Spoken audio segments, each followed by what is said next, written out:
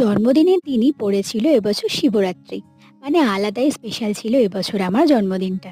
শিবরাত্রির দিন যেহেতু আমার তেমন কোনো কাজ থাকেই না, তাই মাকে একটু হেল্প করার জন্য নিজের জন্মদিনের রান্না একটু নিজেও করে নিয়েছিলাম। আর এই যে মা এখানে আমার জন্য জন্মদিনের স্পেশাল পায়েসটাও তৈরি করে রেখেছে। আমি একটা নতুন শাড়ি পরে তৈরি হয়ে চলে গিয়েছিলাম একটা মন্দিরে, যেখানে অনেক দিন ধরেই আমার যাওয়ার ইচ্ছে ছিল। আর যেহেতু জন্মদিনের দিন শিবরাত্রি পড়েছে, তাই এই সুযোগটা আমি হাতছাড়া করতে চাইনি। তারপরে ঠাকুরের পুজো করে বাবার মাথায় জল ঢাললাম। তো মাথা নিচু করে ঠাকুরের কাছে আমি কি চাইছি জানো? চাইছি শুধুই যেন আমার মাথাটা ঠান্ডা থাকে। তারপরে আমি সবকিছু সামলে নেব। আমি যেহেতু শিবরাত্রি উপোস করি, তাই জন্মদিনের আগের দিনই কেক কেটে সেলিব্রেট করে নিয়েছিলাম।